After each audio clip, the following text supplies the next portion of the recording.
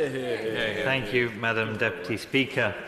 I agree with many of the comments that we've heard today on both sides, which I would summarise as a necessary start, but not good enough, not far enough, not strong enough.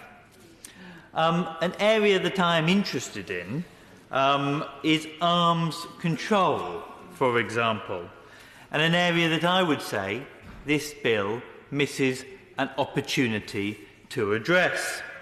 The arms export control system that we use in the UK goes hand in hand with our sanctions system that we use to stop arms getting to regimes that we don't want.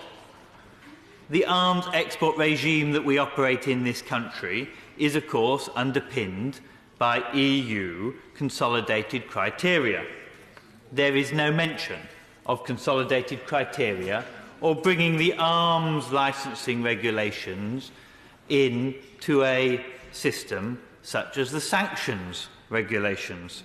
And this is, I would suggest, a great shame and a great area that this bill lacks to touch on.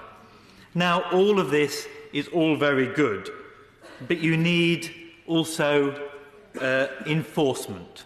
And without enforcement, it is no point, and this is not worth the paper it is written on. In the arms export regime, for example, since 2011, there has been no enforcement of prosecutions, there has been no prosecutions of HMRC, by HMRC, of people who have broken the arms export regimes or who have broken sanctions on arms sales. Now, what is the point of introducing a bill that will have a raft of sanctions against arms sales to certain regimes if we are not to enforce them? It is not like in this time there have not been significant and very credible reports that arms exports have been breached and that they have been sold to some of the most dangerous regimes in the world. It is just that we have failed to enforce because HMRC is under-resourced and these issues are under-prioritised in that department. In another area, for example, I have a constituent who is a local business owner with a foreign national. She has reported many times her feelings that the company that she co-owns has been engaged in money laundering. She's reported that to Action Fraud, to Sussex Police, to HMRC. Nothing was done.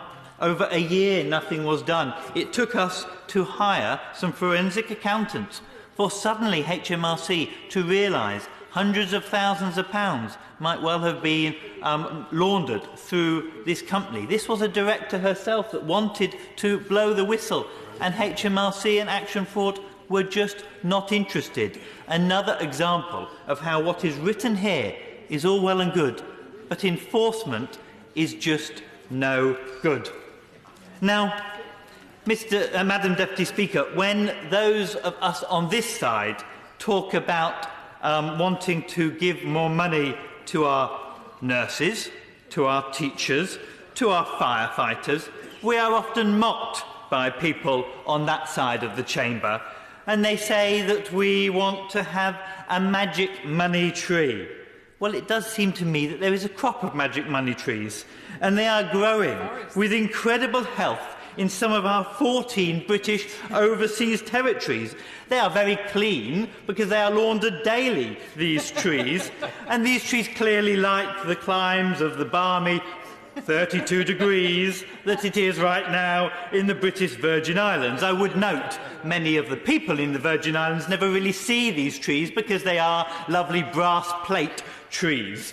Or maybe, Mr. Speaker, it is not the climate that encourages these magic money trees to locate in our overseas territories, but it is they thrive as part of a protection racket to shelter the very wealthiest in our society from paying their fair share.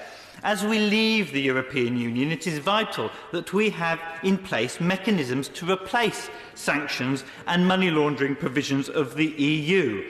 and I commend, of course, the government for making the first steps. But this legislation falls so short in creating a public, central and open register of beneficial ownership for our overseas territories. More than 70% of corruption cases surveyed by the World Bank between 1980 and 2010 rely on anonymously owned companies helping to obscure what they are doing. And it is the overseas territories who fly the flag of brand Britain and danger that flag by not opening up, by not... I'm sure you'll have a moment to reply later on, Mr.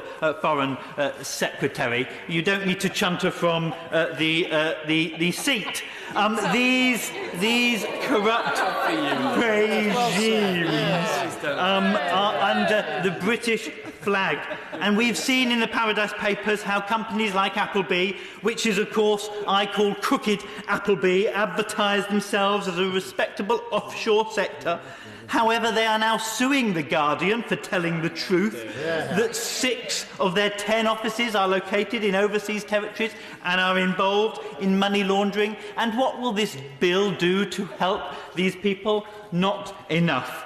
And we might hear, and I will try and wrap up very quickly, we might hear from across the benches that we can't do much on these issues, but I have a raft of people from overseas territories who themselves have written to me, begging us to take action, saying they see no benefits in the territories for people on the ground for this tax evasion. It does not benefit our overseas territories. It benefits a small, super elite. And if we don't take action to enforce action in our overseas territories, who will? This bill must go further. And if it does not go further, we must ensure that amendments are forced in committee stage and in the floor of this House, because I do believe there is cross-party support for ensuring brand Britain stays clean and we kick out the dodgy, dark money from our country and our overseas territories. Thank you, Madam.